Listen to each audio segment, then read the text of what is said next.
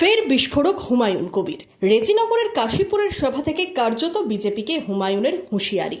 মুখ্যমন্ত্রীকে হুঁশিয়ারি দিতে শোনা গেল আমজনতা উন্নয়ন পার্টির চেয়ারম্যান তথা নওদার বিধায়ক হুমায়ুন কবিরকে।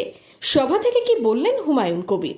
কিন্তু ভরতপুরে অনামিকা ঘোষ সে ভোটে হেরেও সেখানে গিয়ে মনে করছে আমি এমএলএ, এখানে ভোটে হেরেও বিজেপি মনে করছে আমি এমএলএ, এখানে এমন আস্ফালন করে বেড়াচ্ছে। তা আমি শুভেন্দু অধিকারীকে সেদিন বলেছি যে আপনি ভোটে জিতেছেন, আপনার দল জিতেছে, খুব ভালো কথা, কিন্তু মুর্শিদাবাদে আস্ফালনটা একটু কম করতে বলেন।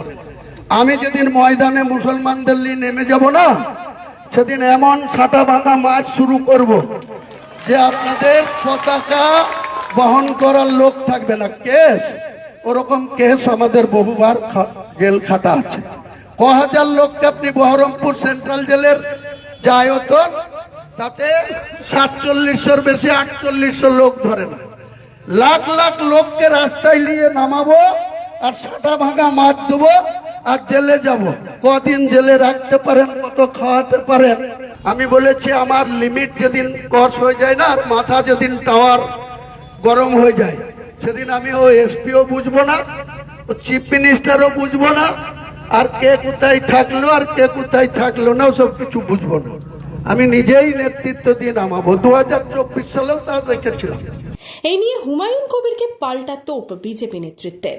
যে রেজিনগরে পিতা পুত্রের রাজনীতি এবার বন্ধ হবে। উনি আমি জানতে পেরেছি বা আপনাদের মাধ্যমে জেনেছি উনি ওনার পুত্রকে ওখানে দাঁড় করাতে চাই বাই ইলেকশনে।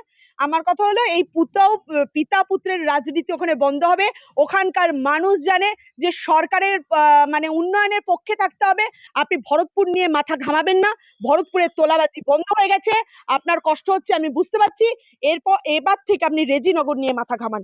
আমি আপনাকে বলতে চাই, রেজিনগর আপনার এলাকায় আপনি এবং আপনার ছেলে হারতে চলেছে, কারণ রেজিনগর মানুষ উন্নয়নের পক্ষে, রেজিনগরের মানুষ সরকারের পক্ষে। তাই আপনাকে বলতে চাই, আপনি অত চিন্তা করবেন না।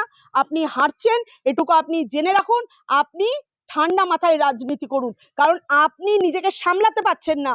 আপনি যেভাবে কুরুচিকর মন্তব্য করছেন তা অত্যন্ত লজ্জাজনক। আপনি আগে নিজের কথা চিন্তা করুন, পরে অন্যেরটা বলবেন। এই মানে উল্টাপাল্টা বেটপকা মন্তব্য করে আপনি মানে রাজনীতির আবহাওয়া মানে গরম করতে যেন না।